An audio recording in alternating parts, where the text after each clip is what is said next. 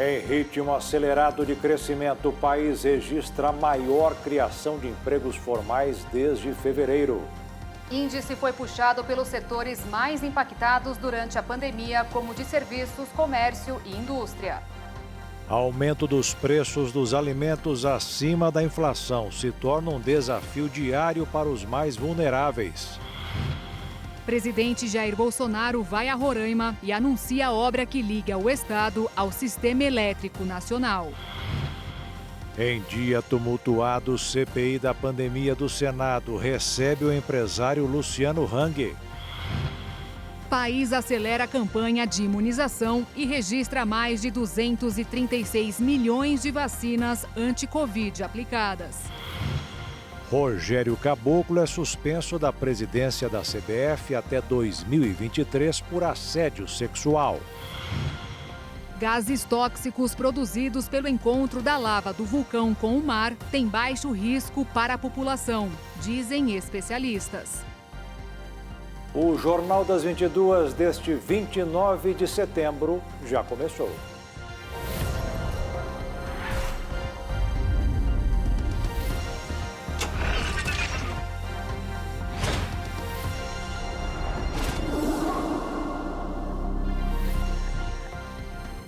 Olá, boa noite. Boa noite. O presidente Jair Bolsonaro anunciou hoje o início da construção do linhão de Funcuri, que vai acabar com o isolamento de Roraima do Sistema Energético Nacional. Foi no estado onde a equipe presidencial fez novas entregas na semana e marcam os 1000 anos do atual governo, que Jair Bolsonaro previu a queda do preço do gás de cozinha pela metade.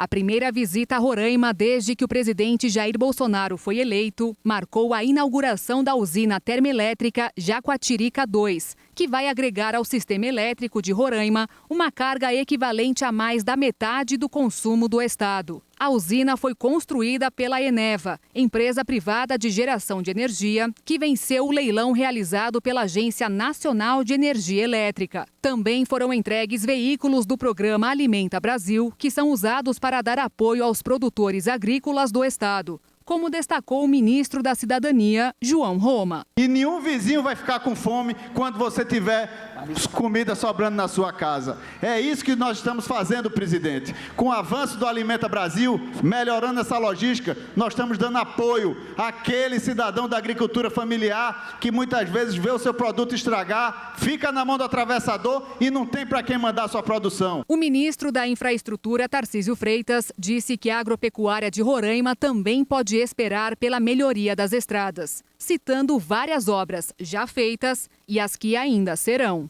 Nós vamos ver uma saída mais rápida, mais barata para as cargas que o agronegócio que está se instalando aqui vai produzir. Nós vamos continuar investindo na BR-174, nos acostamentos, na recuperação na área da reserva do Aimiri-Atroari, na recuperação próxima a Pacaraima. E não vamos parar por aí. Quando o presidente Bolsonaro falou, o assunto principal foi o linhão do Tucuruí, obra de mais de 700 quilômetros de extensão para ligar Roraima a Manaus, que o governo buscava destravar as obras desde 2019, sem sucesso, porque vai atravessar uma reserva indígena. Então esse pesadelo, em menos de 3 anos, deixará de existir nesse estado maravilhoso chamado Roraima. E dizer a vocês que em todas as vezes que estive na ONU, eu falei que a Amazônia é nossa, é de nós brasileiros. Essa região é a área mais rica do mundo, em biodiversidade, em água potável, em riquezas minerais. E estamos cada vez mais descobrindo também petróleo e gás na região. Sem contar com a maravilha que são as riquezas, as belezas naturais dessa região. A construção foi autorizada pela Fundação Nacional do Índio sem um acordo básico e obrigatório do processo de licenciamento do projeto, definir as compensações socioambientais aos milhares de indígenas da região. De acordo com o presidente, a ministra da Mulher, Família e Direitos Humanos, Damares Alves, está cuidando da questão. Sem habeas corpus, o empresário Luciano Hang prestou depoimento hoje à CPI da pandemia. Em uma sessão tumultuada, Hang falou sobre a morte da mãe em decorrência da Covid e negou ter qualquer influência sobre a compra de vacinas. Por outro lado, afirmou ter ajudado no combate à pandemia com doações de insumos a estados brasileiros. O empresário Luciano Hang, dono da Van, usou os minutos iniciais de fala que tinha direito e disse que não é negacionista. Afirmou ser a favor de vacinas e disse que ajudou financeiramente com doações no combate à pandemia. Passados 2 anos, ainda estamos todos aprendendo. Ao contrário do que tentam me imputar, eu não sou negacionista. Nunca neguei ou duvidei da doença. Tanto que as minhas ações pró-saúde não ficaram só no discurso. Eu mandei 200 cilindros de oxigênio para Manaus, no valor de R$1 milhão. Respiradores, máscaras, camas, utensílios, auxiliamos nas reformas de UTIs e destinamos mais de R$5 milhões em doações para a área de saúde. Eu não sou e nunca fui contra a vacina, tanto que disponibilizei todos os nossos estacionamentos das nossas mega lojas espalhadas pelo Brasil como pontos de vacinação.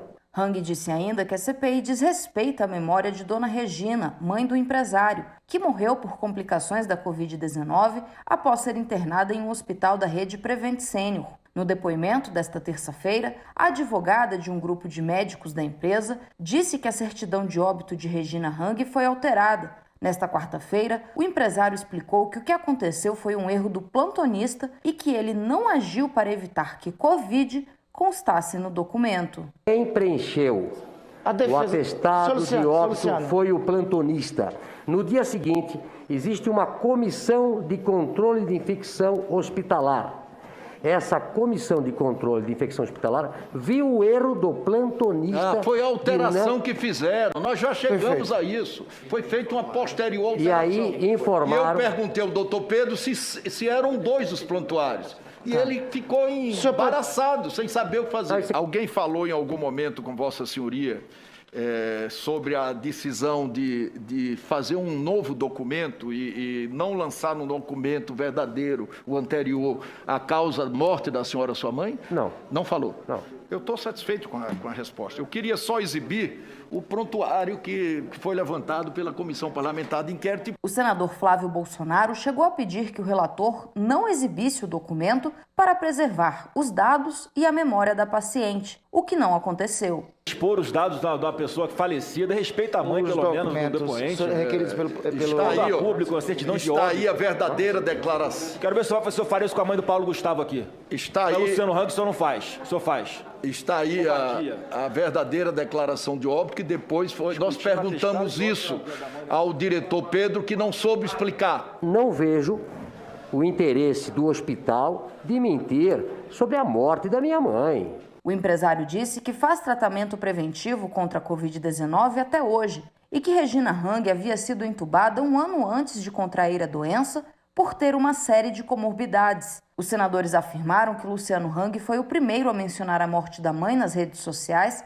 para defender o tratamento precoce contra o coronavírus. Hang afirmou que o vídeo precisava ser analisado no contexto e na ordem cronológica correta. O que eu falei nesse vídeo, eu disse, eu lamentava que eu não tinha feito o tratamento preventivo com a minha mãe. Então ela tinha problemas, ela era uma senhora com muitas comorbidades. Por isso o senhor falou que ela não usou não, preventivo. Cloroquina e preventivo. Não, preventivo. Para aí, vamos lá. Aí no Depois eu vou colocar de novo o vídeo e apresentar outros documentos. Não, está tudo certinho. Vamos lá, que vamos ver. Eu já lhe falei que nós temos muitos documentos comprobatórios. Não, vocês têm narrativas. O empresário negou ter tido qualquer influência em negociação de vacinas ou participação de reuniões sobre o tema junto ao governo federal. Hang negou ter dado apoio financeiro aos atos do 7 de setembro ou divulgação de fake news. Ao longo de todo o depoimento, houve várias interrupções e discussões. Os senadores governistas acusaram a mesa da CPI de ofender o depoente e cercear o direito de resposta dele. Parece que a CPI está num movimento claramente anti-empresas e anti-empresários. Não é a primeira vez que isso acontece no âmbito dessa CPI. Eu quero lamentar profundamente. Ninguém vai discordar aqui que é uma pena, que é lamentável que empresários como Luciano Hang sejam tão perseguidos porque têm posição, Luciano. E essa CPI, infelizmente, aqui é questão política eleitoral. Disse na primeira sessão e digo hoje. Candidatos do PT, PSDB, PDT, PMDB e todos os P's contra um candidato, que chama-se Jair Bolsonaro. Nesta quinta-feira, a CPI da pandemia vai ouvir o empresário Otávio Facuri. Segundo o autor do requerimento, o senador Randolfo Rodrigues, o empresário e presidente do PTB em São Paulo pagou sites para a publicação de notícias falsas sobre o tratamento contra a Covid-19. Os senadores já têm as informações do sigilo bancário e telefônico do empresário desde abril do ano passado. Pelas redes sociais, Otávio Facuri afirmou que recebeu a convocação com naturalidade e durante o depoimento vai reafirmar a conduta e a carreira pautada pela moralidade, transparência e legalidade. Agora vamos atualizar os dados da vacinação contra a Covid no Brasil até o momento. De acordo com as secretarias de saúde dos estados e do Distrito Federal, já foram aplicadas 236.148.047 doses. Mais de 70% dos brasileiros foram vacinados com a primeira dose e quase 89 milhões e meio de pessoas estão totalmente imunizadas com as duas doses ou com a vacina de dose única. O desembargador Paulo Vieira, do Tribunal de Justiça do Rio de Janeiro, suspendeu hoje os efeitos de parte do decreto municipal que estabelece a exigência do chamado passaporte da vacinação, uma medida do prefeito do Rio, Eduardo Paes, em vigor desde o dia 15, que determinada que fosse exigido o comprovante da vacina para a entrada de pessoas em locais públicos. A decisão do desembargador atende a pedido de uma aposentada que entrou com uma ação alegando que sua liberdade de circular pela cidade livremente está limitada. Seguimos agora com o ranking de imunização contra a Covid no mundo. De acordo com a Universidade de Oxford, mais de 6 bilhões e 200 milhões de unidades de vacinas já foram aplicadas. A China segue à frente e registra 2 bilhões e 210 milhões de doses. Em segundo lugar, a Índia ultrapassa a marca de 873 milhões. Na sequência, os Estados Unidos acumulam mais de 391 milhões de aplicações. Em quarto lugar está o Brasil, que ultrapassa os 236 milhões de vacinas aplicadas. E o Japão segue em quinto e tem mais de 162 milhões e meio de doses. A campanha de vacinação com doses de reforço contra a Covid-19 será ampliada para pessoas acima de 60 anos no Brasil. A partir das próximas remessas, os estados e o Distrito Federal receberão doses para vacinar mais uma vez as pessoas dessa faixa etária. Desde o dia 15 de setembro, a dose adicional estava sendo aplicada em pessoas com 70 anos ou mais e imunossuprimidos. E veja a seguir a criação de empregos no Brasil. E ainda, o aumento no preço dos alimentos e a dificuldade dos mais pobres.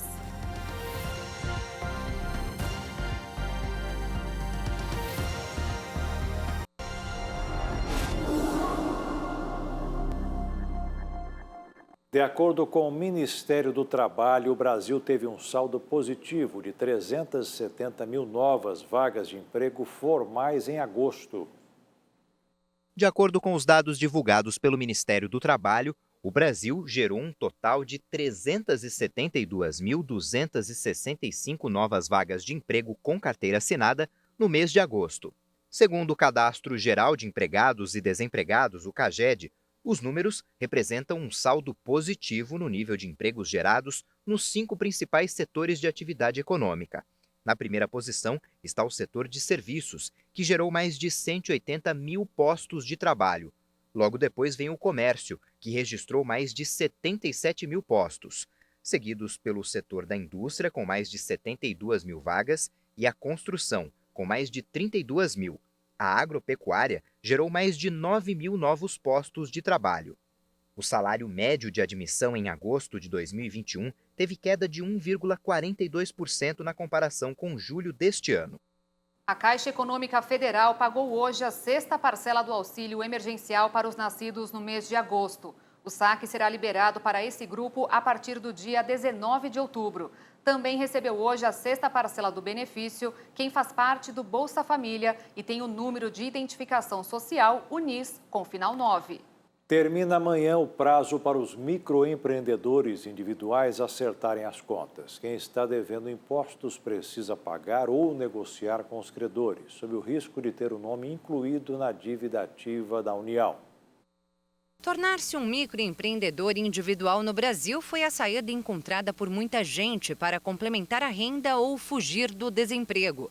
Segundo o indicador de nascimento de empresas da Serasa Experian, a cada 2 segundos nasce um MEI no país. É isso mesmo, a cada 2 segundos. E a Valquíria foi uma delas. Tornou-se MEI em 2015. Eu dou aula de culinária. E teve uma oportunidade de dar uma aula com uma empresa e eles precisavam da nota fiscal. Então eu abri o MEI por conta disso. Só que o contrato duradouro terminou antes do previsto e a professora não precisou mais emitir nota.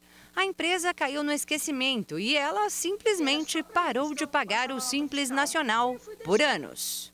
Um tempo atrás eu até fui ver para poder começar a pagar novamente, né? E aí eu vi que eu já estava com dívida. Uma hora a conta chega e a Valquíria só descobriu os impostos devidos perto da data limite para quitar os débitos, 30 de setembro de 2021. Somente até essa data, o microempreendedor pode parcelar as dívidas junto à Receita Federal. O parcelamento pode ser feito em até 60 vezes, desde que a parcela mínima seja de R$ 50. E a Valquíria aceitou a proposta. Falei, não, vou fazer porque eu não quero complicações para frente, não. Quero ficar certinha. Os débitos em atraso são enviados para inscrição em dívida ativa da União. E, apesar de não perder o CNPJ, do CNPJ não ser cancelado, o microempreendedor que não paga suas dívidas perde benefícios tributários e direitos previdenciários. A partir do momento que ele entrou em dívida ativa, né, ele pode perder a qualidade de Simples Nacional MEI, né, ele entra numa outra categoria, pode ser excluído do Simples Nacional pelo MEI. Ele pode também ter umas dívidas tributárias municipais e estaduais, porque ele desmembra as dívidas, e também as dificuldades para obter empréstimos e financiamentos. Além disso, o microempreendedor individual perde a qualidade de segurado do INSS. Então, por exemplo, se você ficar doente ou precisar de um auxílio do INSS, como sua conta vai estar em dívida ativa, não vai estar sendo regularizada, você não vai ter o direito a isso. Mas é importante ressaltar que agora só serão enviados para inscrição em dívida ativa nomes de contribuintes que tenham débitos de 2016 para trás. Mesmo que ele tenha deixado de pagar um único mês por esquecimento, por exemplo. Exatamente. Então ele tem que se atentar a esse período para poder fazer a regularização.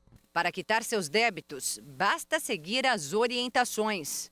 Se a pessoa tiver o código de acesso ao certificado digital, ela consegue entrar no portal do MEI, né, na Receita Federal, no campo de parcelamento microempreendedor individual. E aí ela consegue, seguindo os passos, né, que o sistema fornece, ela consegue por si própria fazer esse pedido de parcelamento. Na internet é possível encontrar vídeos explicativos. Nós vamos nas opções do CIMEI. Aqui, parcelamento microempreendedor individual. Nós vamos clicar aqui nesta chavezinha e depois ingressar com os nossos dados. Ou, se preferir, procure um contador. Para que ele te oriente, para que ele te dê o suporte para entrar com o pedido de parcelamento e regularização das pendências. E aí é o caminho mais rápido e fácil que o contador vai poder orientar. As medidas para tornar o Pix mais seguro entrarão em vigor no dia 16 de novembro. O Pix, que permite transferências bancárias em tempo real 24 horas por dia, tem sido alvo de golpes em diversos lugares. A tecnologia passou a ser utilizada para a prática de fraudes, sequestros e roubos constantes. Em agosto, o Banco Central informou que lançaria um conjunto de medidas que iriam reduzir a vulnerabilidade do sistema. Entre as novas medidas estão o bloqueio cautelar, que vai permitir que o banco possa efetuar o bloqueio dos recursos por até 72 horas em casos de suspeita de fraude. A notificação de infração, que deixa de ser facultativa e passa a ser obrigatória, o que visa permitir que os bancos registrem uma marcação na chave Pix caso exista a suspeita de fraude. A ampliação do uso de informações para fins de prevenção à fraude, que permite a consulta de informações vinculadas às chaves Pix, além de mecanismos adicionais para a proteção de dados. Os bancos terão que definir procedimentos de identificação e de tratamento em caso de excessivas consultas de chaves Pix. Recentemente, o Banco Central informou que as instituições financeiras têm até o dia 4 de outubro para estabelecer o limite de R$1.000 para transferências e pagamentos realizados por pessoas físicas entre as 8 horas da noite e as 6 horas da manhã. O limite pode ser alterado caso o cliente peça, mas a instituição terá 24 horas como prazo mínimo para alteração. O Banco Central do Brasil divulgou hoje as estatísticas fiscais do setor público e revelou superávit. O setor público registrou superávit primário de 16,7 bilhões de reais no mês de agosto. No mesmo período do ano, houve déficit de 87 bilhões de reais. No governo central, houve déficit de 11 bilhões.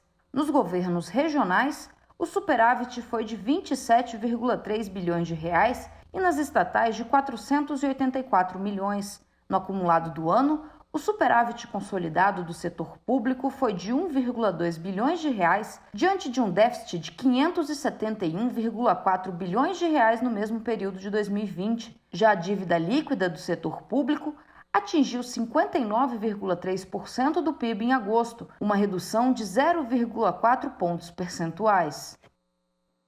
O aumento dos preços dos alimentos atinge os brasileiros que precisaram adaptar a dieta à nova realidade. Itens como a carne vermelha foram reduzidos ou até mesmo retirados da mesa dos mais pobres. O aumento dos preços dos alimentos acima da inflação já elevada se tornou um desafio cotidiano para os mais vulneráveis. Muitos precisam deixar antigos hábitos de lado. A inflação ela tem provocado algumas alterações no consumo de alimentos na minha casa, então substituindo um pouco da carne vermelha por feijão branco, ovos. Eu vejo uma diferença grande na conta de luz também. Hoje, por exemplo, eu pago carne a mais de 40% mais caro do que eu pagava em março do ano passado. Os preços ao consumidor dispararam 9,68% em 12 meses até agosto. Mas os alimentos subiram ainda mais, quase 14% nesse período, segundo dados oficiais. Uma parte desses aumentos de preço é explicada por uma questão externa, que é a questão do mercado de commodities, do mercado de câmbio, que afeta os insumos, os custos de produção, e esse custo de produção acaba sendo repassado para esses principais alimentos da cesta de consumo dos brasileiros. A carne vermelha mais que triplicou, com um aumento de 30,7% em 12 meses. Isso explica porque ela tem sido um dos principais produtos subtraídos das listas de compras. Embora o Brasil tenha mais gado do que qualquer outro país e seja o principal exportador mundial, segundo pesquisa recente do Instituto Datafolha, 85% dos brasileiros diminuíram o consumo de algum alimento este ano e 67% diminuíram o de carne vermelha. Além disso, 46% reduziram a ingestão de laticínios e cerca de 35% a de feijão e arroz, base da alimentação do brasileiro. Segundo estimativas da FGV, em abril, 27.700.000 brasileiros estão abaixo da linha da pobreza. Em 2019, a cifra era de 23.100.000.